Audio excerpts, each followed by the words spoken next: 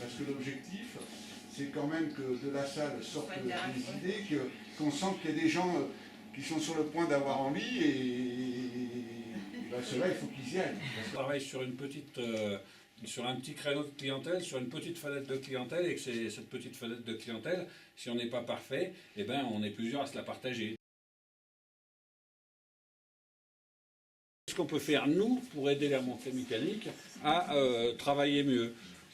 Ça me paraît évident, c'est les remontées mécaniques sans lit derrière et sans remplissage n'arriveront jamais à arriver à un équilibre. On doit être excellent à notre niveau en tant que loueur, on doit être excellent au niveau commerçant, et on doit être excellent au niveau commune, évidemment, etc. On fait déjà des très grandes choses, pourquoi on n'en ferait pas d'autres? On peut en faire d'autres. La preuve aujourd'hui. Dans la maison d'artisanat, dans les 5 ans, il y en a 8 qui vont prendre leur retraite. Les vénards. Mais 1, 2, 3 ou 5 ans. Donc, est-ce qu'on les remplace? Est-ce qu'il y a d'autres gens qui vont lancer d'autres activités? Est-ce qu'on va reprendre les activités? Le but de l'expo, c'était de faire un état des lieux un peu des savoir-faire agricoles et artisanaux du territoire, comme Guy Esponti, et avec surtout des citations, enfin s'appuyer sur les citations de...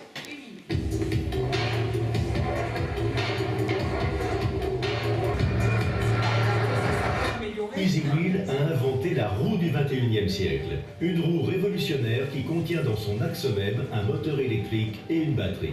Et les 3 jeunes dirigeants se bougent et démontrent qu'il est possible dans notre pays de réussir avec un produit 100% français. La voiture dont rêve chaque automobiliste. Pas besoin de passer à la pompe à essence, ni gaz, ni électricité. Elle fonctionne tout simplement à l'air comprimé. Et c'est une entreprise de la région de Nice qui vient de la mettre au point. On propose une voiture pas chère, une voiture économique, et qui peut se recharger assez facilement sur station d'air en 3 minutes. À première vue, c'est un garage comme les autres. Peut-être pas tout à fait. Entreprise en SARL, Garage Réseau Solidaire propose de réparer soi-même son véhicule ou de le faire réparer à moindre coût en mettant les mains dans le cambouis. Les clients, c'est un peu tout le monde, difficultés financières ou pas. Stéphane aime défendre une certaine idée d'un travail où on donne du temps. Et ce n'est pas qu'une question d'argent. Faire de l'action sociale et solidaire, c'est quelque chose de très compliqué. L'intérêt surtout, c'était peut-être de trouver, je vous dis, une autre dynamique, une autre façon de travailler, une autre façon de voir les choses. Est-ce que c'est rentable? Est-ce que ça durera dans le temps? Bien sûr, on a parlé de la SARL, c'est très compliqué. Tout le monde va vous demander de la rentabilité, il y a des choses, c'est très dur à gérer ça. Mais pourquoi vouloir faire ça? Mais justement, la question que je vais me reposer derrière, c'est pourquoi pas? Il y a aujourd'hui 4 employés, bientôt 5 et peut-être un jour une secrétaire, parce que Stéphane et les employés sont un peu tout azimuts. Éventré par des siècles d'abandon, voilà ce qui restait il y a 10 ans de la plus grande forteresse médiévale d'Europe. Le château de Sedan, avec ses 7 étages et ses 35 000 m² au sol, paraissait condamné à la ruine. Et pourtant, 10 ans plus tard, le voici complètement rénové. Le château est devenu un hôtel 3 étoiles. Ses 54 chambres attirent une clientèle exigeante. Il dispose même d'un restaurant de 100 couverts. Et si le château est debout aujourd'hui, c'est un peu grâce à Régis Dumay, qui, avec 273 autres Sedanais, est devenu actionnaire de l'hôtel. Ça reste une somme, finalement, que l'on peut se permettre de risquer. Et puis il y avait cette idée de sauver le château. Donc il y a eu un engouement assez important et assez vite on a réuni le capital qu'il nous fallait, donc on avait presque 400 000 €. Il y a la possibilité de trouver des investisseurs puisqu'ils ne pouvaient pas défiscaliser. D'où l'idée de faire appel à des petits porteurs, si je peux dire, des petits porteurs de parts, et l'idée de faire cette société anonyme. Un montage original au service du patrimoine, mais aussi du territoire. Sur les pistes de Serre Chevalier. Ici, les espaces bruts de neige. Ces anciennes pistes noires ont nombre d'années. Sensation forte, garantie. Pour maintenir sa place dans le top 10 des stations de haute montagne françaises, la station doit sans cesse innover. L'attraction cette saison, c'est le Vidéozone. 2 bosses nichés dans le snowpark, pas vraiment de quoi pavoiser. Eh bien si, justement, vous êtes filmé. Et vous pouvez télécharger la vidéo de vos exploits en bas de la piste. La vidéo, je la mets sur mon téléphone. Je la visionne, je la mets sur Facebook, YouTube. Très sympa. Ouais. Et cette minute de gloire sur grand écran, vous la devez un peu à François Badgini. Ces choses sont contentes de se voir en image. oui. On a l'impression d'être très très haut et des fois on n'est pas forcément très très haut. Le directeur de l'Office du tourisme est volontiers taquin, mais ce Vidéozone, l'un des 2 seuls en France, est un élément important dans la concurrence que se livrent aujourd'hui les stations. Après le ski, Serre Chevalier a tout prévu pour séduire sa clientèle. L'équipement phare, c'est le centre thermoludique, une nécessité pour maintenir le standing de la station. Et ça marche. 3 ans après son ouverture, le centre accueille 180 000 visiteurs par an. Des clients aux anges que Serre Chevalier espère fidéliser. L'Office du tourisme a lancé cette année Passe-Partout, une carte monétique ouvrant droit à des réductions à certaines de ses activités. Au mois de janvier, on fait 3000 entrées de plus que l'an dernier. Ah bah c'est bien. Et cette carte, c'est aussi un moyen d'organiser l'offre de loisirs en dehors du ski. Une carte pour une vraie stratégie de territoire. Réduction en boutique, balade en danouse, goûter en yourte. Autant d'activités accessibles par cet outil, autant d'atouts pour apprécier le ski autrement et maintenir Serre Chevalier dans le cercle très concurrentiel des stations de haute montagne. Voilà, on s'engage ou on est OK pour avoir une ouverture d'esprit, voilà. Alors l'idée, c'est, j'ai appelé ça une ambition, c'est d'apporter au Kera un label. Le ciel du Kera, c'est vraiment un atout majeur, un atout fantastique et qu'il faut absolument que le Kera préserve. Le Kera obtienne la labellisation qui s'appelle Réserve internationale de ciel étoilé. Il y en a actuellement 8 dans le monde, une en France, sur le pic du Midi. Sur le pic du Midi, ça a été la fédération de 251 communes. Aujourd'hui, de cette dynamique-là, pour sensibiliser les gens du Kera et à venir s'engager pour porter la bonne parole dans les communes, auprès des habitants, auprès des élus, pour qu'à terme, on obtienne cette labellisation qui ferait du Kera donc la 9e réserve internationale de ciel étoilé au monde. C'est quelque chose qui est tout à fait à notre portée. C'est un petit film pour retracer un petit peu tout ce qu'on a partagé le jour d'Octobre Rose, qui était le 5 octobre, qui est la 7e édition sur le Kera, et nous étions 274 personnes. Voilà. C'est une grosse manifestation pour lutter contre le cancer du sein, pour essayer de vous accueillir avec tous les commerçants du Kera. Et avoir vos impressions sur la clientèle du Kera, à savoir qu'est-ce qu'elle vient chercher dans notre territoire. Christian, tu veux pas aller traîner la vache? Tu veux que j'aille faire la vache? Allez, oui, mais laquelle? Parce qu'avec ce bonnet, ça m'irait peut-être pas mal. Hein. Pascal, non merci. Mais si, regarde, tu maîtrises la vache. Pas du tout. Allez, Christian. Pascal, vous venez en bas. Hein. Ah non, vas-y. Moi, je veux le bonnet, moi. Ah oui, prends le bonnet. Allez, viens. Génial. Non, c'est surtout parce que j'ai pas à me plier, parce qu'à la fin de mon âge, on se plie. Le moteur à gravité, donc elle ne fonctionne qu'à la descente. T'as au moins déposé le brevet pour ça? Ouais. La fusion des Comcom. Fait avec une boule de neige. Donc on devait venir ici vous faire démonstration, mais on reviendra, parce qu'Anne m'a proposé de revenir. La boule de neige est prête. Alors, il devait amener une machine à hydrogène. Une chaudière, la chaudière que vous allez voir là. Voilà, malheureusement, pour des raisons climatiques, elle n'est pas là. Allez. Une boule de neige, une goutte d'eau. Voilà ce que fait une goutte d'eau. Pour vous donner un ordre d'idée. Voilà, une goutte d'eau. On consomme 75 centilitres d'eau à l'heure pour sortir 80 à 95 kW thermiques. Ça pour faire un alambic. Voilà. Ah ben oui, bon après on a d'autres. C'est une autre source d'énergie. Voilà. Je m'appelle Marie, je fais partie des fondateurs de Malter Eco. Malter Eco, c'est la première malterie artisanale du sud de la France. Une malterie, c'est un endroit où on ne fait pas de bière. Notre volume de croisière, on sera à 1000 tonnes par an. Une malterie industrielle, elle fait 500 tonnes par jour. 1000 tonnes par an, ça veut dire combien de bières? Ça veut dire... On a déjà soif. C'est pas moi. 4 millions de litres? C'est compliqué. Combien? 6 millions de bouteilles. Voilà. 6 millions. 18 millions. Aujourd'hui, on travaille avec 85 brasseries d'ores et déjà, donc c'est vrai qu'on est plutôt sur quelque chose d'assez large. Voilà, après, tout le monde ne prend pas tout son mal chez nous. On a encore nos preuves à faire pour qu'ils viennent 100% chercher leur mal chez nous. C'est intéressant de voir. Dans le Kera, il y a quelqu'un qui fait de la bière, qui s'est installé. Hein. C'est un brasseur, c'est presque nouveau. Dans le département, il y en avait déjà d'autres. Je veux souligner là encore, c'est que quelque chose qui paraît peut-être, quand Christophe s'est installé, je ne sais pas comment chacun d'entre nous on l'a vu, Mais en tout cas, c'est quand même un modèle économique qu'il faut réserver du développement économique, puisque ailleurs, il y a quand même 85 entreprises qui font de la bière artisanale, et qui j'espère en vivent. C'est ça moi aussi que je veux vous montrer, et que malgré les difficultés qu'ont rencontrées ces gens, eh ben, ils ont su, et ça c'est un bon exemple, ils ont su se regrouper pour essayer de résoudre ensemble leurs difficultés et pallier aux problèmes qu'ils avaient.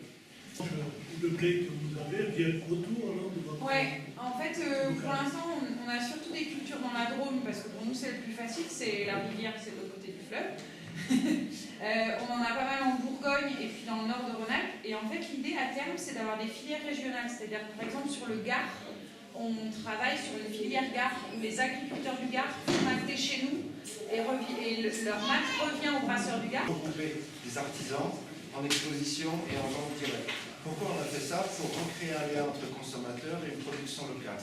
Ça permet à des artisans qui sont du Queyras, du Liestrois, de l'Argentérois, du Feuilly en Sommet, d'avoir une exposition commune et de se valoriser. Sur des exemples qui sont ici, c'est des vrais talents, par exemple, que vous connaissez peut-être, je vous invite à connaître si vous ne le connaissez pas, c'est par exemple Florane Blanc de Brune, un énorme talent dans le Queyras, elle est toute jeune, voilà, et elle a démarré avec la maison d'artisans du Haut-Alpes.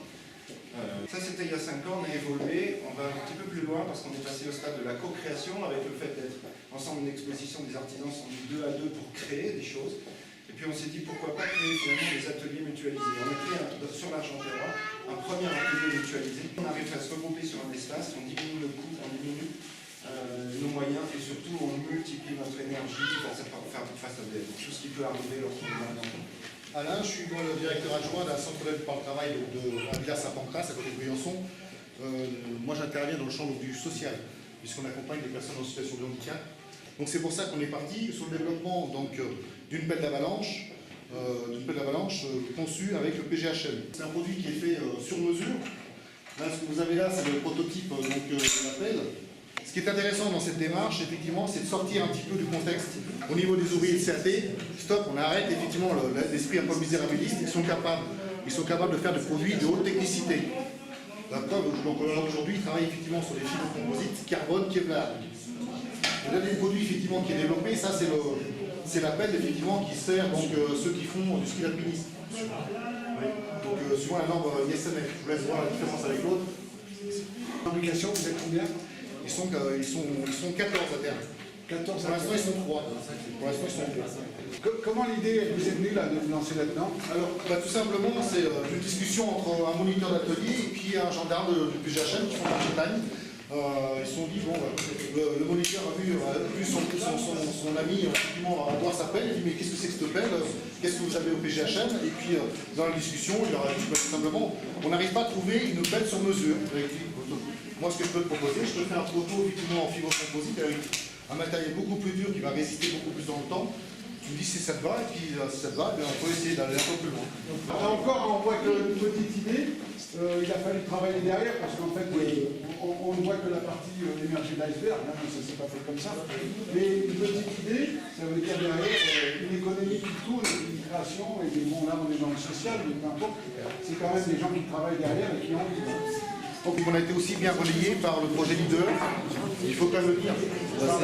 Voilà, par le De toute façon, on sait que l'avenir est aux énergies renouvelables et plus au pétrole, au gaz, etc. Il faut s'y mettre dès aujourd'hui. Il y a des exemples déjà un peu partout, en France, ailleurs. Là, il y a un petit exemple sur le Danemark, une petite île du Danemark, 4000 habitants. Ils ont pu développer en moins de 20 ans une autonomie énergétique avec de l'éolien, avec des réseaux de chaleur. Et tout ça avec les habitants qui investissent dans des coopératives locales et sans travailler forcément avec des grands énergéticiens. C'est des réseaux comme on a ici d'ailleurs Aristola, qui sont des réseaux d'eau chaude, en fait c'est de la circulation d'eau chaude qui alimente différents bâtiments et qui permettent de chauffer différents bâtiments à l'échelle d'une ville, d'un village, etc. Et ici sur Ristola, on en a un qui est alimenté par le bois, des plaquettes. On peut participer à la production d'énergie renouvelable en faisant se rapprocher des propriétaires de bâtiments, ça peut être public, ça peut être privé, qui ont des toitures qui soient bien orientées, et puis d'un autre côté, des particuliers qui ont un petit peu d'argent, des petites économies, aussi des collectivités ou des entreprises, qui peuvent investir ensemble dans une coopérative, créer une société locale, donc c'est ce qu'on est en train de faire, on est en train de créer une société coopérative d'intérêt collectif.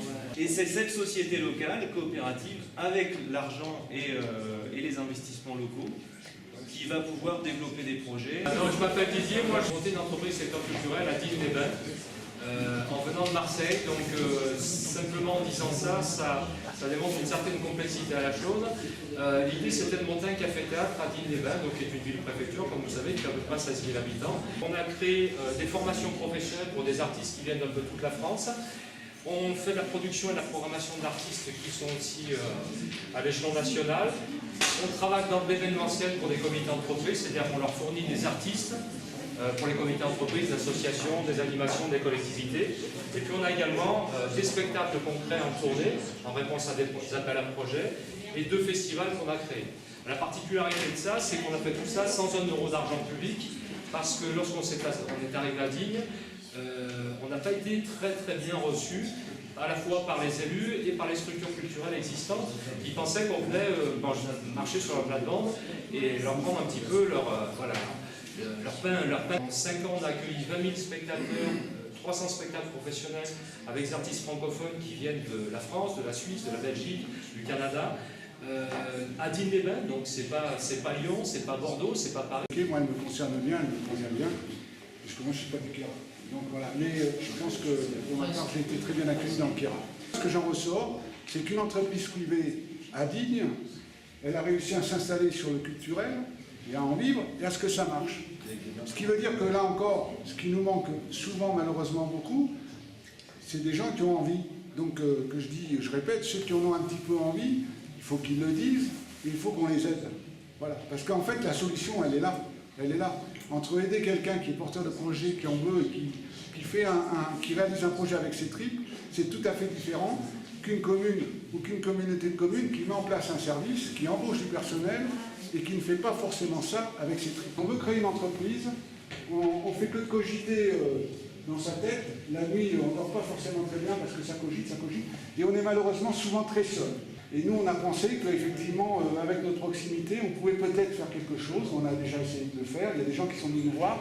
C'est que je veux remercier en notre nom à tous les gens qui gèrent le Fontenil, qui nous ont prêté leur bâtiment gracieusement, qui nous ont tout mis à disposition, y compris le chauffage. Et Dieu sait qu'à cette époque, c'est un problème. Et donc, je les remercie officiellement du fond du cœur de votre part à tous. Voilà, c'est tout. Bonsoir à tous, je vous propose qu'on commence cette table ronde. Je vais peut-être d'abord me présenter, ça évitera de se dire mais qui c'est, d'où il arrive, etc. Donc c'est la première fois que je viens dans le Caras, la dernière fois je devais avoir 9 ans. C'est pas facile toujours de prendre la parole en grand groupe, je peux vous le dire, là, dans 2 minutes ça ira mieux. On vous a mis sur la table 2 petits papiers, des couleurs. Et c'est pour que vous puissiez participer facilement. Avec cette idée que dans tout ce qui va se dire cet après-midi, il n'y a pas de jugement. D'accord ? Et quand il y a un propos qui vraiment vous emballe, est porteur pour vous, eh ben vous levez le papier vert, tout simplement. Ça montre votre... voilà, et y compris si vous voulez prendre la parole. Et puis quand il y a quelque chose, pas qui ne vous plaît pas, parce qu'on n'est pas là pour ça, mais qui vous démange, vous n'arrivez pas à exprimer la question, etc., ben pareil, vous prenez le papier rose. On n'a pas mis de carton rouge, justement, on a mis les papiers roses. Voilà. Dernière chose en termes d'organisation, j'ai un rôle qui est passionnant, mais qui peut être ingrat. C'est celui de tenir les horaires. On a déjà bien parlé parce qu'on a fait une demi-heure, c'est ça ? Voilà. Mais ceci dit, quand vous serez un petit peu trop long, c'est vrai pour tout le monde. D'accord ? Je m'appelle Jacques Poudremont. Merci, bonjour. Bonjour comment ? Bonjour Christian. J'arrive de Lyon, du sud lyonnais. Je ne suis jamais venu dans le Caras, sauf quand j'étais petit, ça je l'ai dit tout à l'heure.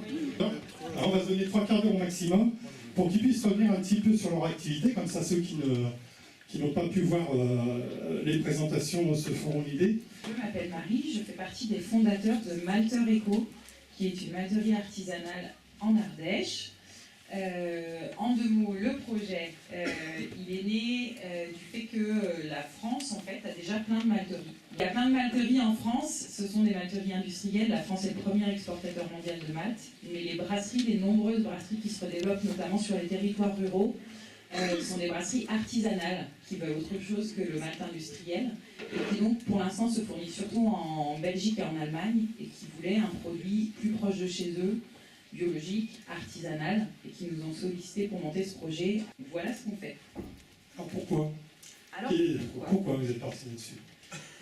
Pourquoi? Alors, à l'époque où l'idée s'est présentée, avec Guillaume, mon mari, on habitait à Paris pour le boulot.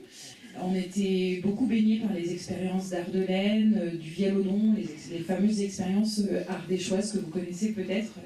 Voilà, qu'on berçait notamment notre adolescence à travers les chantiers de jeunes. On tombait avec Guillaume par hasard sur un brasseur qui nous a accrochés, qui nous a lancé le pari de répondre à ce besoin local, puisqu'on avait l'air d'être des gens sympas.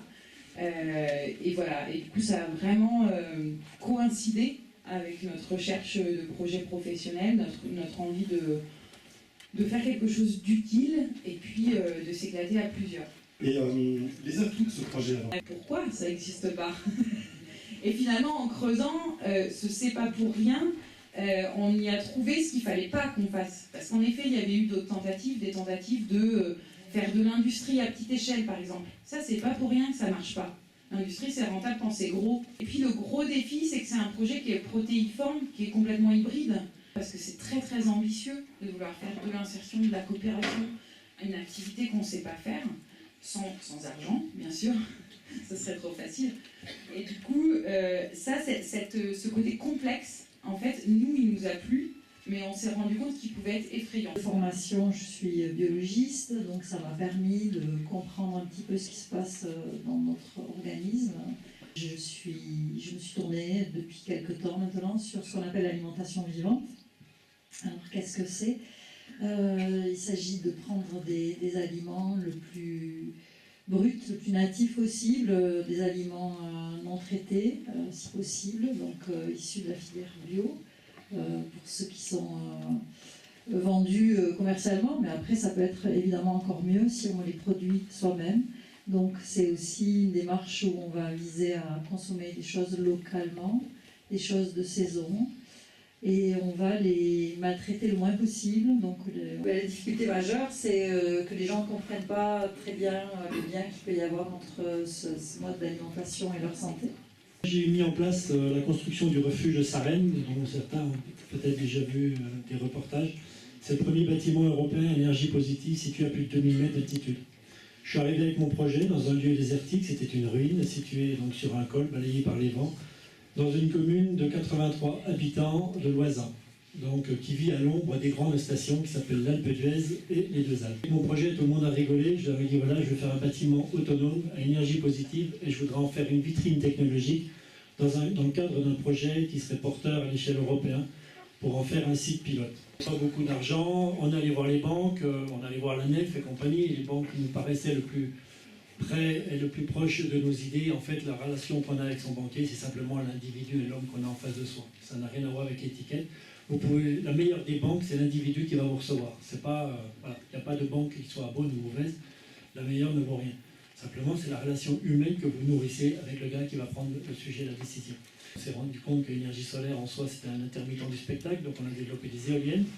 Puis ensuite, on a creusé, on a développé d'autres procédés, des techniques de valorisation des déchets en cycle court pour revaloriser nos déchets. Puis après, on s'intéressait à l'hydrogène contenu dans l'eau pour faire des chaudières à hydrogène. À partir de cette énergie à volonté, on a pu faire un potager, on a pu faire pousser des poireaux, vous irez voir, quasiment sous la neige. Et puis on a pu passer dans un pôle de compétitivité européen avec une reconnaissance de l'UNESCO. Mais le principal facteur limitant, c'était l'être humain. C'était ni la technologie, ni le climat, ni tout ça. C'était l'environnement humain par lequel on est venu déstabiliser un peu les structures locales. Parce que les gens, ils veulent bien que vous veniez faire de la richesse chez eux, mais il ne faut pas leur faire d'ombre. Ils veulent bien que vous apportiez votre richesse, ils veulent bien que vous apportiez votre technologie. Pour autant, ça les renvoie aussi à leur propre médiocrité. Entre l'étranger qui réussit, là au milieu de ceux qui ont échoué. Et pour autant, la nature, elle a toujours été comme ça. Il y a des oiseaux qui font des grands nids, des petits nids, et puis la place, voilà, elle est occupée. Le début de l'aventure, c'était 2000. On a mis 3 ans pour obtenir le permis de construire après 17 recours devant le tribunal administratif. Pour vous donner un peu la situation, quand je dis que le facteur limitant, c'est l'être humain, il faut savoir, je vous prends un exemple tout bête, on avait mis des panneaux solaires en façade sud. Un ingénieur architecte, vous savez, les architectes bâtiments de France, le conseil, c'est généralement ceux qui n'ont pas assez de talent pour vivre de leur métier, donc ils croupissent dans les voies d'administration. On a été obligé de bagarrer comme ça, enfin bon, jusqu'au jour où on a abandonné, on les a mis en façade sud, et là on vient d'être poursuivi au tribunal correctionnel pour avoir mis les panneaux solaires en façade sud. Il n'y a aucune intelligence, si vous voulez, de la loi dans une situation donnée par rapport à un milieu donné. Le gars qui a décidé ça, il n'a pas compris que moi j'étais à 2000. Avec mes panneaux, si je les mets à plat, quand la neige est tombée dessus, c'est fini, ils ne servent plus à rien. Je leur ai expliqué qu'il fallait que je les mette en façade sud, si possible, le plus vertical possible, pour éviter l'accumulation neigeuse quand il neige. Bon, ils n'ont toujours pas compris. Puis la satisfaction, elle est revenue à l'international. On reçoit tous les lycées d'Europe qui viennent donc en stage, en séminaire. On reçoit tous les indicateurs des gens qui font de la veille technologique en génie mécanique, de la stratégie industrielle, des grands groupes industriels, y compris Areva, qui vient voir ce qu'on fait. Donc moi je m'appelle Didier, je suis installé à Digne-les-Bains et donc en 2005 avec ma femme on a décidé de créer un café-théâtre à Digne-les-Bains. Café-théâtre, vous savez ce que c'est, hein, c'est accueillir des artistes du monde de l'humour, de la comédie. Nous ce qu'on voulait faire c'était pas forcément accueillir des locaux parce qu'on les connaissait pas, hein. On est arrivé à Digne, on connaissait personne. L'idée c'était d'accueillir des artistes de renommée nationale, francophones, qui venaient de France, de Suisse, de Belgique, du Canada et des artistes professionnels de ce domaine-là, et les accueillir à Digne.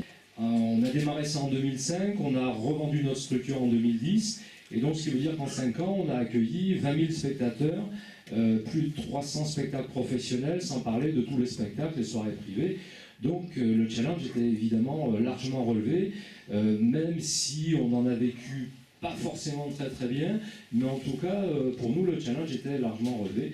Et donc ça c'était la première bonne nouvelle. Ce qui nous a motivé effectivement, donc au départ c'était cette passion de transformer ce métier d'artiste, de comédien itinérant et l'ancrer dans un lieu et accueillir toute une flopée d'artistes professionnels qu'on est à disposition d'un public dignois, puisque ça n'existait pas à Digne-les-Bains. Pendant 1 an on a tourné sur la région PACA pour trouver le bon endroit. Donc bien sûr c'était trouver un lieu, mais c'est surtout trouver un territoire. On ne voulait pas tomber dans un désert culturel. Il y a des endroits où il ne se passe rien en termes de culture. Si s'y passe rien, en général, c'est pas vraiment par hasard, c'est peut-être que les gens n'ont pas vraiment envie. Il faut faire très attention à ça. Donc on s'est inséré dans un territoire où il y avait déjà de la culture. Ça veut dire que les gens avaient envie de ça et les gens aimaient ça. Mais on a fait attention à se positionner sur un créneau qui n'existait pas sur le territoire pour pas dire oula. Il y a ces étrangers qui arrivent de Marseille, personne ne les connaît, ils n'ont pas de réseau ici, et ils viennent bouffer notre pain frais, quoi, hein. Donc on a essayé de faire très attention à ça, c'est ce qu'on a fait, donc on s'est positionné sur un créneau qui était celui du café-théâtre. Donc la reconnaissance du public est arrivée tout de suite, elle n'a jamais été démentie pendant 5 ans, par contre, la reconnaissance du territoire n'a pas été là, c'est-à-dire que dès les premiers jours, on a rencontré l'adjoint à la culture de l'époque, qui nous a dit « Ouh là là, mais attention, nous on a un centre culturel qui nous coûte plus d'1,5 million d'euros par an quand même, hein, 10 emplois, etc. On fait venir des gros spectacles qui viennent de toute la France. Il ne faudrait pas que vous programmiez les mêmes soirs que nous, parce que nous, le centre culturel, c'est la mairie, et la mairie, on peut vous faire fermer comme on veut. » Donc ça fait quand même un drôle d'effet quand un adjoint à la culture vous raconte ça. Vous êtes entrepreneur, vous avez mis votre argent perso, de la banque me dit « Ah, c'est vachement bien votre idée, hein, mais je vous le dis tout de suite, je ne vous prêterai pas d'argent. » Je dis, mais je veux pas d'argent, je veux juste ouvrir un compte professionnel. Et au bout d'1 an, il est revenu me voir, comme il a vu qu'on remplissait tous les soirs, et bien, il m'a dit, maintenant je vous prête de l'argent. Et je lui dis, j'ai pas besoin d'argent. Ce qui fait qu'on a tenu au final, c'est qu'on venait déjà d'une famille d'entrepreneurs et de commerçants. Et donc quand on a dit à notre famille, on veut créer une activité, ils nous ont dit, super, génial, allez-y. Et puis c'est parce qu'aussi on était déteigneux, quoi. Et qu'à un moment donné, on s'est dit, ils sont contre nous, on va aller encore contre un petit peu plus, quoi. Et puis on a tenu le coup, voilà, ça s'est fait comme ça n'a pas été facile, mais après on a tenu et voilà, on a continué, ça a bien marché. Moi je me présente pour ceux qui n'ont pas vu cet après-midi. Alain, je suis directeur adjoint d'un centre d'aide par le travail qui se situe en fait à Villars-Saint-Pancras, juste à côté de Briançon. Et sur Briançon, il y a les montagnes, il y a les sports de vivre, il y a le vélo, etc. Donc c'est pour ça qu'on s'est dit, on va fabriquer du matériel de sport et de secours en montagne en fibre composite. Qu'est-ce que la fibre composite? C'est du carbone, du Kevlar, en fait, le fait d'allier différents matériaux. Voilà. Ce qui nous intéressait, nous, au travers de ce projet-là, avec les personnes que j'accompagne, c'était surtout, effectivement, de changer un petit peu l'esprit un peu misérabiliste qu'il peut y avoir dans le secteur de handicap, en disant, effectivement, c'est pour les handicapés, stop, on arrête. Il y a des vraies compétences, il y a des vrais potentiels, il y a un vrai savoir-faire. C'est pour ça qu'on est parti sur ce produit-là, qui est effectivement des pelles d'avalanche qu'on a effectivement co-construit avec le peloton de gendarmerie de haute montagne de Briançon. On est en partenariat aussi avec le centre de formation du CNISAG, enfin du PGHM et des CRS au Chamonix. On leur a mis effectivement du matériel entre les mains. Le retour d'expérience, on nous a dit ok, c'est bon, quand est-ce qu'on peut commencer à les acheter? Ce qui m'a amené effectivement dans le secteur du social, parce que c'est vrai que je ne suis pas du tout, moi, au départ, fibre sociale. Je suis ingénieur de fabrication, j'ai bossé plus de 15 ans dans l'industrie. Au bout d'un moment, j'avais besoin de redonner du sens à mon métier. Effectivement, j'avais besoin de transmettre un savoir-faire. Et qu'est-ce qui m'a attiré effectivement dans le projet de l'ADAPI, justement, c'était qu'ils avaient une idée, mais ils ne savaient pas comment la mettre en œuvre. Donc je me suis dit, bah, super, ça répond effectivement à ce moi à mes besoins. C'est-à-dire que je suis capable effectivement de les aider à mettre en œuvre effectivement ce projet-là, et puis effectivement de pousser effectivement sur l'amélioration continue, et puis finalement de répondre à une fibre sociale que j'avais, que j'ai découvert au fur et à mesure. Donc voilà, en termes, ce qui m'a amené effectivement sur le secteur social. C'est chronophage, ça prend du temps et de l'énergie. Si effectivement, malheureusement, vous n'avez pas ça en vous, ça va être difficile de mener les projets. Mais c'est aussi là que nous, on peut être forts, nous tous ici, c'est qu'effectivement, on est passé par là. Donc on sait que ceux qui ont des idées, c'est difficile de passer à l'action. Les idées, on en a tous. Après, c'est comment on fait pour déclencher effectivement la phase d'action. Aussi la capacité d'un territoire à accueillir quelqu'un, à accueillir, à trouver les forces pour se dire c'est un atout. On mise sur cet atout-là. Je te laisse la parole. Bonjour, je m'appelle Denis. Un parcours un petit peu atypique où j'ai passé 22 ans un petit peu à l'international dans le développement, à aider le développement des grandes entreprises en termes de conseil. J'ai participé à une très grosse start-up française. Et puis à un moment, comme Alain, en fait, j'ai voulu donner du sens à mon métier, c'est-à-dire plus que développer des très grosses entreprises aux États-Unis et ailleurs. Je voulais revenir dans mon pays, ici, à Briançon, et développer des entreprises. J'ai hésité à reprendre une entreprise. Ma passion, c'est le bois. Je pars du bois au départ. Et je voulais reprendre une entreprise du bois. Et puis, chemin faisant, dans la construction du projet, je me suis dit, mais le problème, c'est pas de reprendre cette entreprise, même s'il y a une dizaine de salariés. Le problème qui se passe ici, c'est, si on veut développer nos richesses, c'est comment on fabrique du malinosal, comment on produit quelque chose. Je pourrais avoir un intérêt personnel qui est de prendre une seule entreprise. Je me suis dit, non, il y a plutôt quelque chose qui est à faire, parce que cette entreprise a la même difficulté que celle qui est à côté, et celle qui est encore à côté. C'est comment on arrive à redévelopper une identité autour des métiers du bois, de la fabrication, du mobilier, vous connaissez le mobilier dans le Kera, de l'agencement, de l'artisanat. Voilà. Cette maison de l'artisanat, il y a 5 ans, le concept marche, puis ça a évolué un petit peu, parce que chacun, indépendant ou à plusieurs, se sont mis finalement à co-créer des choses. Alors ça c'est formidable, on est passé d'un stade un petit peu d'exposition à un stade quand même de travailler un petit peu ensemble, en mutualisant finalement un savoir-faire. L'un savait faire du tas de lac, l'autre savait faire du bois, un troisième savait faire du vitrail. Et c'est l'association de ces composants qui permettait de répondre à certains marchés, certaines demandes de clients, et de faire des choses absolument extraordinaires. Et puis pour certains, nous sortir une forme de solitude, ça nous emmène vers une création supplémentaire, sur des défis, puis travailler avec d'autres. Et il y a une équation humaine qui nous plaît énormément là-dedans, énormément. J'ai dit, on crée un premier atelier mutualisé. Et ça, c'est encore une marche supplémentaire. Les ateliers sont indépendants, avec ou pas des salariés, mais finalement on prend un espace commun, on le mutualise, on met 160 mètres carrés, on met des machines en commun, et là on développe une puissance de production, une entraide encore supérieure. Ça devient exactement comme un Fab Lab que vous pouvez connaître dans le domaine numérique, sauf que là c'est un Fab Lab dans le domaine artisanal, peut-être le premier en France, je ne sais pas. Et ce concept, c'est quelque chose qui marche. Ceux qui sont dedans, je veux dire, s'ils étaient tout seuls, chacun dans leur montagne, à Pelvoux ou à Moline, aurait peut-être eu beaucoup de mal. Le fait de se regrouper à un endroit, c'est quelque chose qui marche, je vous le garantis, et on veut le cloner. C'était à partir de ce premier qu'on a fait. On a fait le premier sur l'Argentière, on veut en cloner un sur le Kera, on veut en cloner un sur l'Argentera, parce que c'est une façon de mieux travailler ensemble, de nous sortir d'une solitude. Quand on est finalement un petit peu réunis, on s'aperçoit que l'équation humaine prend une grande importance et elle facilite notre vie, parce qu'entreprendre, c'est pas toujours facile. Et si on se réunit, pour nous, c'est la façon d'aller beaucoup plus loin. Voilà. Ouais, mais ça, je pense ça aussi. Hein. Je crois qu'on en a pas mal parlé cet après-midi, mais l'idée de la mutualisation et l'idée qu'effectivement, c'est la dimension humaine qui prend, c'est ce que tu as souligné aussi dans cet aspect d'être utile. Alors, ce qu'il vient de nous dire, est-ce qu'il y a, parce que j'en ai des questions, mais je préférerais que ce soit vous qui les posez, est-ce qu'il y a des choses qui vous inspirent? Je vais commencer. Oui, au moins dans deux interventions, il y a eu des problèmes assez forts d'accueil d'un environnement relativement hostile à votre projet. Alors nous, ce qu'on essaye de faire justement dans le Kera, c'est de favoriser un environnement susceptible de bien accueillir les gens. Alors est-ce que ces difficultés pour vous deux qui sont venus, est-ce qu'elles se sont apaisées? Est-ce qu'après vous avez réussi justement à convaincre les indécis et que maintenant vous évoluez dans un meilleur climat? Ou justement ces difficultés, ça vous a encore donné plus de force pour réaliser votre projet? C'est apaisé parce que du coup, il s'est avéré que, comme je le disais tout à l'heure, maintenant les collectivités, les entreprises du coin nous passent des commandes. Ce qui fait qu'on va y aller, c'est qu'on va rencontrer une bonne personne, une bonne structure qui va nous faire basculer. Et de ne pas porter de jugement sur la qualité du projet ou sur la qualité de la personne. En tout cas, pas en première instance. Après, on peut s'apercevoir que la personne n'a pas forcément toutes les qualités d'un chef d'entreprise. Moi, quand le référent de la chambre consulaire me dit « votre truc, ça ne marchera jamais », je suis désolé, heureusement que je suis ingénieux, quoi. Parce que pour un qui, comme moi, va au-delà et finit par réussir, il y en a 99 autres qui ont dit « ah oui, mais c'est l'institution de référence, donc forcément il a raison ». Une des choses les plus importantes, c'est la bienveillance les uns vis-à-vis des autres. C'est ce que tu disais tout à l'heure, c'est cette bienveillance-là qui est extrêmement importante.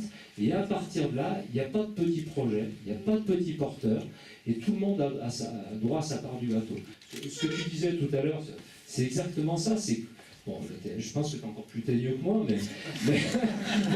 mais à un moment donné, on va faire une échelle je sais pas comment on dit, de peignerie.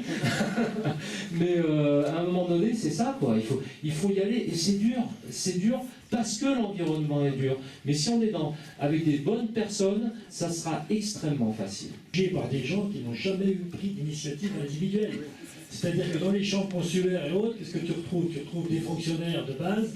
J'ai rien contre les fonctionnaires, mais des gens qui n'ont jamais pris aucune initiative de leur vie et aucun risque. Et c'est ces gens-là qui ont l'aptitude de juger de la pertinence de ton projet. Il n'y a pas que des fonctionnaires nuls. Non, il y a des très bons fonctionnaires, je n'en doute pas. Il n'empêche que celui qui va lui dire que son projet est stupide et ridicule, j'aimerais savoir combien d'entreprises il a créé dans sa vie. Je vais donner la parole parce que je vois que ça bouge beaucoup là. Fonctionnaire, mais j'aimerais revenir sur les contraintes administratives qui ont été présentées par les différents intervenants. Et j'aimerais juste rappeler à tout le monde que les lois, c'est nous qui les votons au travers de ceux pour qui on vote. Donc les lois qu'on a mis en place qui vous apportent des contraintes, qui nous apportent des contraintes, c'est nous qui les avons. Ce qui me frappe là, dans les différents intervenants, c'est que vous avez été, bravo pour ce que vous avez fait, chacun, hein. D'accord, mais enfin, ce qui me frappe, c'est qu'effectivement, à la limite, à chaque fois, vous l'avez fait contre des autorités, contre les services, qu'ils soient d'État, consulaire ou ce que l'on veut, et vous nous faites une démonstration, là, qui me semble un peu dure. Parce qu'enfin, dans des régions comme ici nous sommes dans le Kera, tout le monde le sait, et on peut avoir besoin, on a besoin de gens comme vous, pas vous, puisque vous êtes déjà installés, sans doute vous n'allez pas venir ici. Mais il me semble que chez nous, il n'y a pas des réactions de ce genre, qu'elles soient encore une fois des services, que ce soit des élus locaux, de je ne sais quoi, contre des initiatives. Juste attention de ne pas s'égarer dans le débat parce qu'on est deux dans le débat là. C'est ce que j'allais dire, merci Nicolas, pour essayer ici de se projeter dans des visions un petit peu positives, parce qu'effectivement, la fonction publique, elle n'est pas une et unique. Voilà. Donc, essayons d'être constructifs dans les propos. Je suis tout d'accord qu'on se libère des instances. Pour moi, d'abord, on doit apprendre à s'en servir et apprendre à les connaître. Donc, moi, là, mais c'est pas pour ça que j'interviens. La bienveillance, c'est essentiel, ça a été dit. L'aventure humaine, la mutualisation, faire vivre un territoire, les atouts de développement, tout ça, c'est super. N'empêche que le truc le plus important, à mon avis, il y a quelqu'un qui a dit la pugnacité.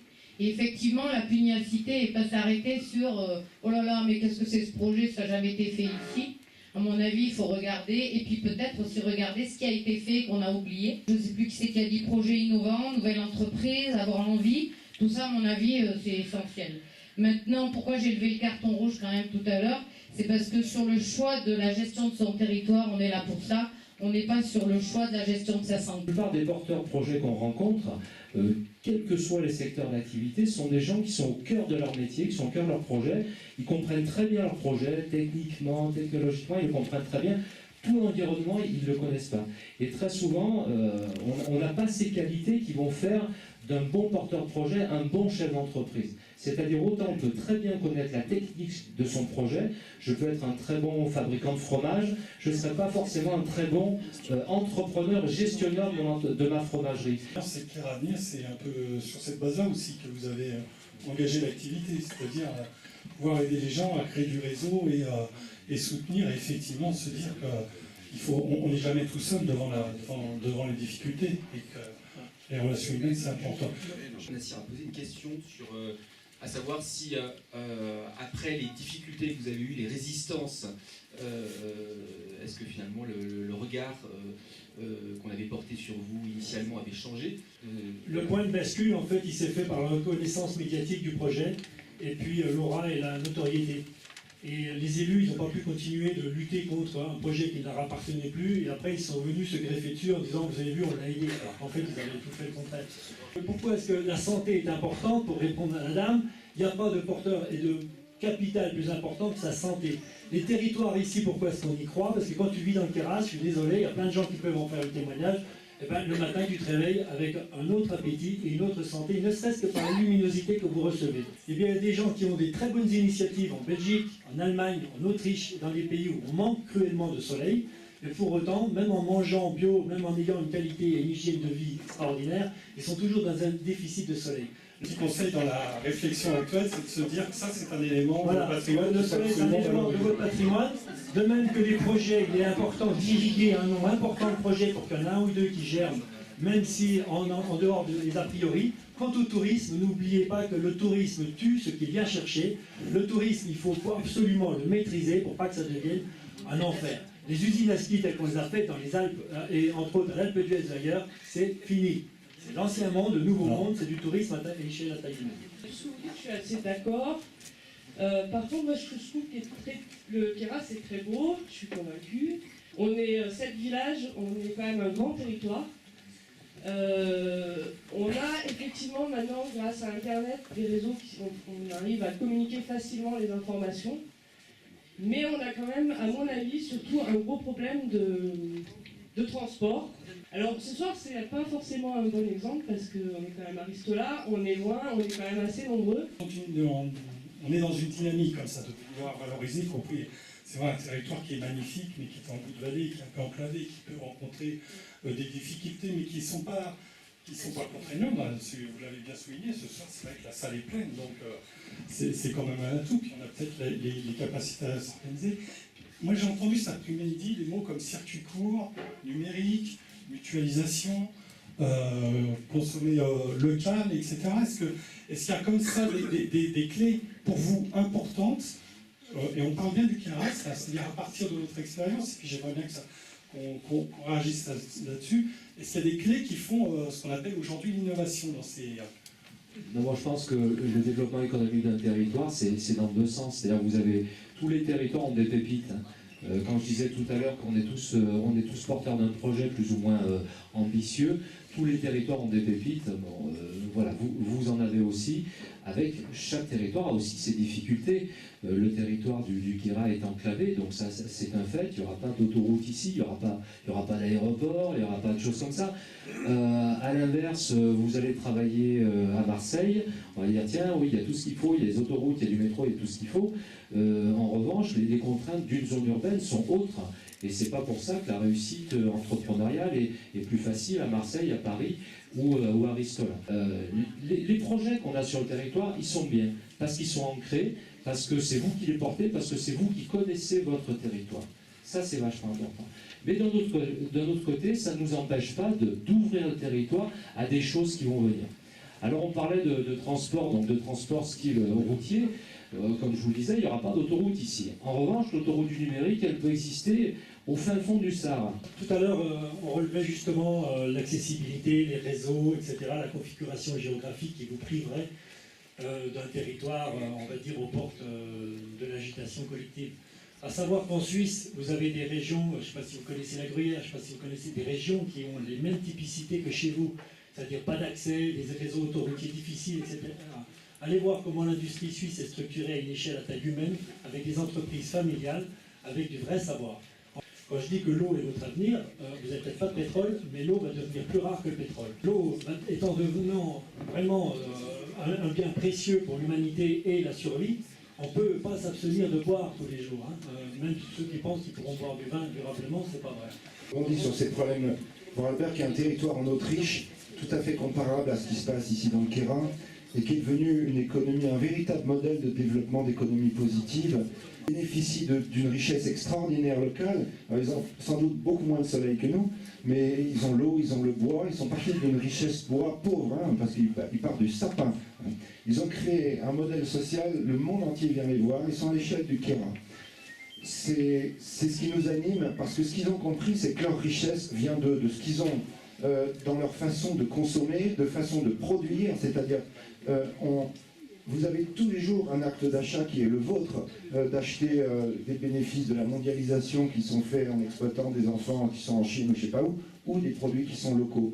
Et des produits qui sont alimentaires, qui sont ultra sains, des produits de la construction, de la rénovation. Il y a des créations extraordinaires, je pense au mobilier design en Tadla qui se fait là juste à côté. Je ne vois pas pourquoi on envoie ça à Milan, à Turin et partout, et on ne rénove pas les gîtes du Queyras avec ça. Moi, je voudrais répondre à Pierre, puisqu'on est à l'initiative de ce forum. Moi, ce que je voudrais dire, on peut avoir une vision du Queyras qui est optimiste, dans le sens de dire que tout va bien.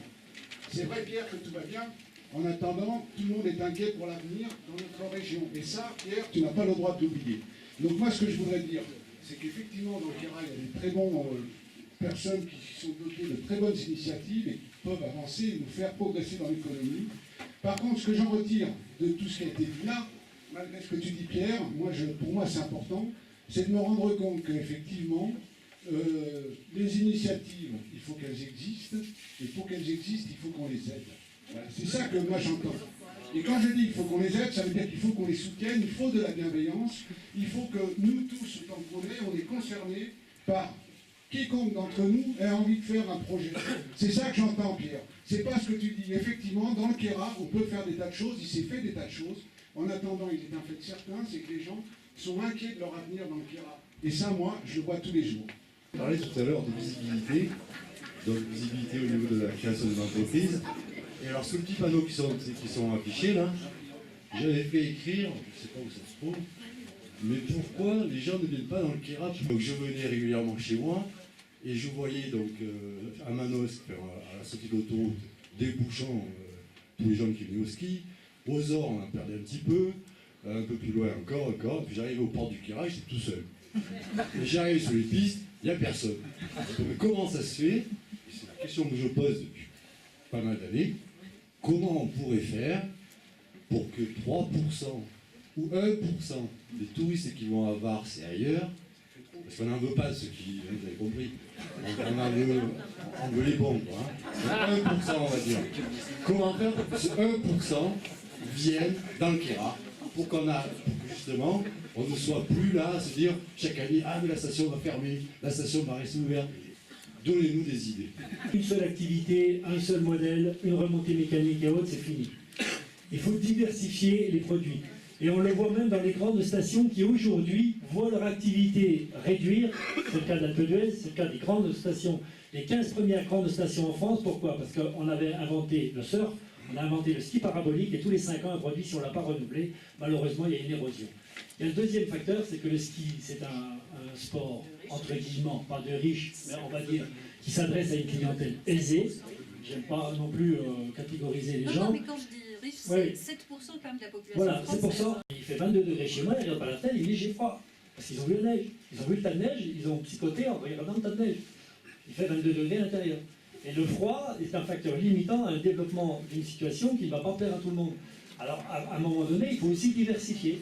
Et diversifier, ça passe par une offre plus vaste. On va diversifier la parole, parce que quand même, pouvoir réunir 80 personnes cet après-midi ici, bravo. Hein. Moi, je vis dans des agglomérations, 110. Je peux 110. C'est rare de réunir autant de monde. Alors, il y a peut-être l'aspect du paysage qui est une perle, Mais il y a la réalité humaine, et la réalité humaine, moi le ressenti qui est là, je veux dire, vous êtes là, quoi. Ça fait 5% de la circulation.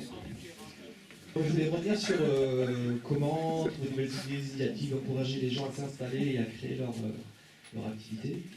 Moi, je travaille plutôt dans une association culturelle, sociale et sportive du Queyras, que beaucoup de gens connaissent ici. Voilà, j'ai fait le choix de travailler dans une association pour travailler dans le collectif et essayer de mener la culture sur des chemins intéressants. Donc il y a aussi des vrais freins, à mon avis, qui, pour des jeunes arrivants qui sont souvent repartants dans les 1 an ou dans les 2 ans, et ça on n'en parle pas d'eux parce qu'ils ne sont pas là ce soir, ils sont repartis, avec souvent des bonnes idées, mais on les a laissés repartir. Quelque chose d'autre aussi qui est né à travers ce groupe, qui est c'est une initiative citoyenne qui est née, c'est à travers un réseau d'entrepreneurs que nous sommes à l'intérieur de ce groupe, c'est de réfléchir collectivement, non pas avec des instances et autres, s'il y a tel projet qui émerge, rencontrer tel entrepreneur pour en discuter. Oui, moi je voulais juste dire une chose qui me paraît très importante dans Kéravenir notamment, c'est qu'effectivement on n'est pas là pour chercher des coupables. On est là pour dire, à un moment donné, finalement, si on s'aperçoit que tous individuellement, on est des acteurs, et qu'à partir de là, on peut faire des tout petits pas à l'intérieur de notre sphère, qu'on peut aider quelqu'un, qu'on peut lui offrir une écoute, qu'on peut le mettre en relation avec des compétences, c'est ça qu'on cherche à faire. On ne cherche pas à trouver des coupables, on ne cherche pas à trouver des systèmes qui sont dysfonctionnants, on dit simplement... Non mais il faut le dire, mais pas que. L'idée c'est de se mobiliser. L'idée c'est de se mobiliser individuellement et être dans une démarche d'entraide par rapport à ça. Non mais nous ce qu'on recherche c'est ça. Je trouve que c'est très bien que cela ait été dit ce soir. C'est très bien. Non mais c'est bien. Sinon on reste dans un discours convenu. C'est très bien qu'il y ait des choses qui s'expriment aussi. Très forte dans vos pépites là qui me parlent aujourd'hui, c'est cette journée, cette mobilisation. En fait, pour moi, la chose que vous avez entre les mains, c'est cette capacité. Alors, j'ai entendu dire, il y a 5% de la population du Queyras qui est là aujourd'hui, qui est passée dans la journée. C'est énorme. Je ne sais pas combien il y a de territoires qui sont capables de faire ça. Force que vous avez, c'est cette mobilisation collective. Et après, ça, c'est mon credo. Mais pour moi, les projets ils fonctionnent quand on n'est pas tout seul. Tout seul, on va plus vite. Ensemble, on va plus loin. À voir. Quelle va être la position de Kéravenir par rapport à son influence sur les élus, sur des projets d'avenir, d'orientation du Queyras, parce que nos élus changent tous les 5 ans, 6 ans. Est-ce qu'il n'y a pas moyen aussi d'avoir une zone active par rapport à Kéravenir sur soutenir des élus par rapport à des orientations Je vais répondre en mon nom personnel. Néanmoins, j'ose espérer que Kéravenir partage mon point de vue. Dans notre travail, on a demandé aux élus de nous recevoir et de nous écouter. Donc ils nous ont bel et bien reçus et ils nous ont bel et bien écoutés. Ça, c'est la première chose. On a voulu leur faire part du travail que l'on avait réalisé, nous, en amont, au niveau de la réflexion. Après, je pense que le sens du travail que l'on doit avoir avec les élus, c'est qu'on doit avoir un accompagnement. C'est-à-dire, c'est ambitieux ce que je vais vous dire là, mais c'est même audacieux, c'est peut-être même un peu prétentieux, mais peu importe. Je dirais qu'au travers du forum aujourd'hui, on essaye de changer un peu notre façon de voir les choses et notre avenir. C'est aussi une manière d'évaluer, de faire évoluer nos audaces et nos ambitions. Et je pense qu'on a la même chose avec les élus. Je pense que petit à petit, il ne s'agit pas de se braquer contre eux, il ne s'agit pas pour nous de dire tel projet est bon ou tel projet n'est pas bon, c'est pas ça. C'est simplement de faire en sorte qu'on arrive à faire un bout de chemin avec eux, quel qu'il soit. Notre objectif, ce n'est pas de nous heurter à eux, mais c'est simplement quelquefois d'arriver à leur faire prendre conscience d'un certain nombre de choses, comme eux, ça se fait dans les deux sens, nous ferons prendre également conscience de leurs problèmes. Voilà. Et aujourd'hui, alors qu'on a parlé de la communauté de communes, de toutes les collectivités locales et tout, on a tout fait pour éviter justement de taper du sucre, parce que ce n'est pas l'objet. L'objet, c'est qu'on est tous des Kérassiens, on habite tous dans un pays, et pour nous, on doit tous tirer dans le même sens. Ce forum, il est super important, parce qu'il va nous redonner encore un peu plus de boost. C'est vrai que le succès, il ne faut pas s'attacher à un succès ni à un échec. L'échec, ça ne devrait pas non plus arrêter. Mais c'est vrai qu'une journée comme celle-là, ça va encore nous redonner un peu plus de peps pour continuer dans les options qu'on a choisies. Moi, je crois que dans dans ce territoire, on a une légitimité à agir et je crois qu'il faut qu'on rassemble le plus possible de gens sur cette idée qu'on est tous, comment tu disais Nicolas, inconsciemment compétents. Je propose qu'on ait une dernière prise de parole d'abord. Au Québec, on parle de capacité. On est tous capables, effectivement. Je vais finir par une question qui sera pour les intervenants et pour la salle. Et je voudrais commencer par bienveillance. Je crois que ce mot-là, en fait, il manque quelque chose d'autre, mais qui est vieux, hein, qui a plus de 2000 ans. À Athènes, on parlait de la vergogne. Et aujourd'hui, le mot vergogne, c'est plutôt on est sans vergogne, c'est-à-dire on n'en a rien à foutre de l'autre, et même, selon sa culture, de soi-même. Et en fait, c'est réhabiliter ce mot qui est plus que symbolique, c'est avoir de la vergogne, c'est avoir du respect pour soi et pour l'autre. Mais pour l'autre, même son adversaire, et peut-être premièrement, justement, d'avoir l'écoute et la compréhension de son adversaire, surtout sur un petit territoire, parce que de toute façon, il va falloir se le taper. On arrive à la vergogne, et à Athènes, il y a 2000 ans, on vivait une vraie démocratie. Ce forum aura donné envie à certains de faire des choses, mais même à ceux qui sont à un certain âge, ils auront envie de donner envie à leurs enfants ou à leurs petits-enfants et le reste. Évidemment que les intervenants qui sont là, je pense qu'ils sont tous passionnés et ils nous auront aussi envie de continuer. Et si on a des gens qui ont des envies et qui veulent les réaliser, je pense que Kéravenir, ce sera une de ces tâches, ce serait de les accompagner pour certains, et puis ça sera peut-être d'aller discuter avec les élus si on en a besoin pour pousser les élus à les accepter. On est riche véritablement de ce qu'on réalise, on est riche de ce qu'on accomplit. Si aujourd'hui vous avez apprécié cette journée, vous avez une petite envie de faire quelque chose, et vous dites je ne sais pas trop comment avancer, est-ce que je peux aller dans cette direction, je n'osais pas en parler, je vous invite à rencontrer des personnes de Kéravenir et il faut avancer. C'est formidable d'entreprendre, je vous le garantis. Voilà. Soyez tenace et pugnace pour effectivement arriver à faire aboutir au projet. On est là en tout cas. Je vous propose un petit exercice, vous avez tous des feuilles, là, vert ou rouge, vous prenez celle que vous voulez, et avant de sortir de la salle, et vous la déposerez sur le bar à la sortie, vous marquez un petit projet que vous avez dans le coin de la tête. Vous prenez ce petit papier, vous ne pouvez pas sortir sans avoir noté un projet sur ce petit papier. Vous donnez le droit à l'erreur et de ne pas oublier de vous donner le droit à la réussite. Aussi par rapport à sa santé, ça me paraît vraiment important pour pouvoir porter n'importe quel projet. Et j'espère que j'aurai l'occasion de vous faire découvrir un peu plus avant ce que je fais. Démonstration des Romains, on plaît plus souvent en partageant d'agréables défauts plutôt qu'en imposant des qualités essentielles. Et si j'ai pu heurter quelques sensibilités, il est vrai que c'est pas toujours évident.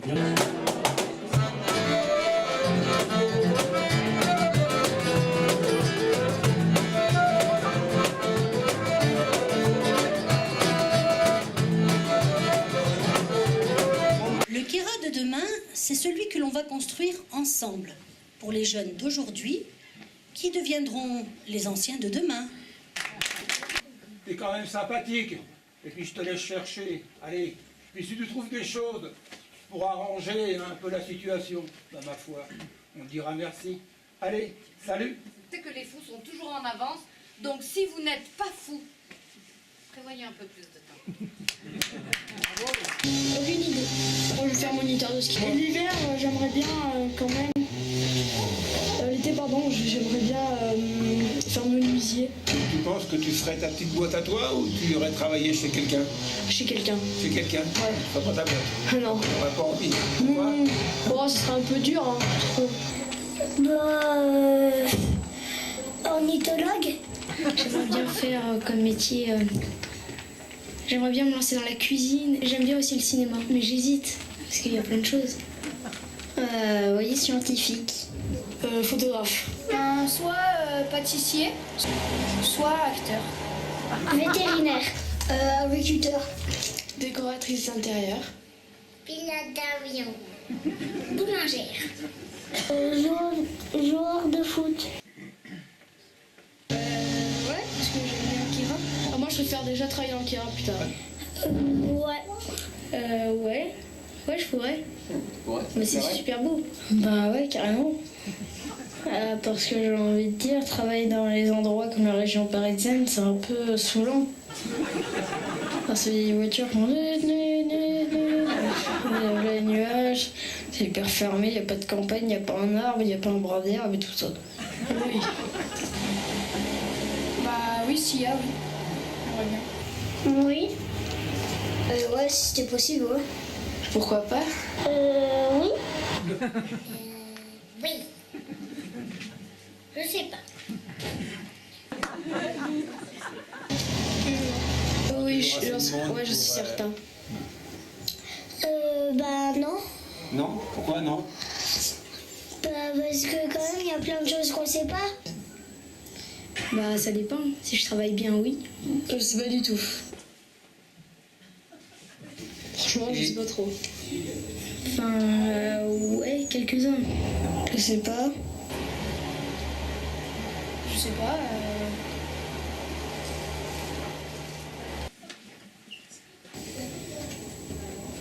Travailler dans les égouts, j'aimerais pas.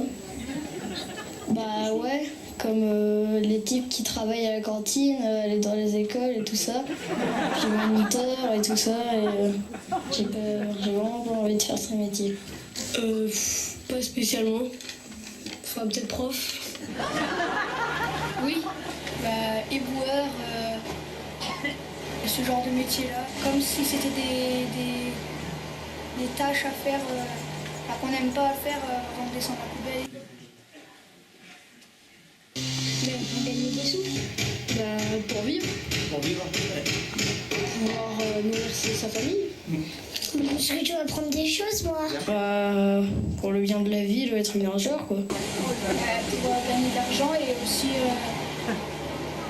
faire quelque chose de notre vie. Pour gagner de l'argent et prendre à manger, acheter des choses.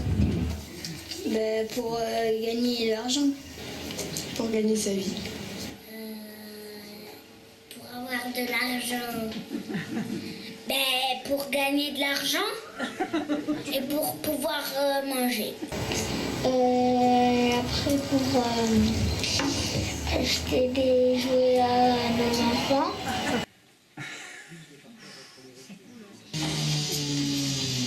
Je sais pas. Puis pour le plus de partage entre les pauvres et les riches, on devrait déjà, je trouve, baisser un peu les prix. Il faut partager l'argent avec les pauvres. Déjà, il faudra améliorer les banques, parce que ce serait un peu des voleurs. Oui. Je préfère travailler. Je veux pas être payé à rien faire. Oui, j'aime bien le pain. Et que le pain, souvent, ça se finit vite. Moi je trouve que c'est parfait. Ouais, je vois pas ce qui manque. Ouais, des gens. Ouais, il n'y a pas beaucoup de touristes. Je sais pas. Plus d'activités, des trucs pour les jeunes. Les stades de foot.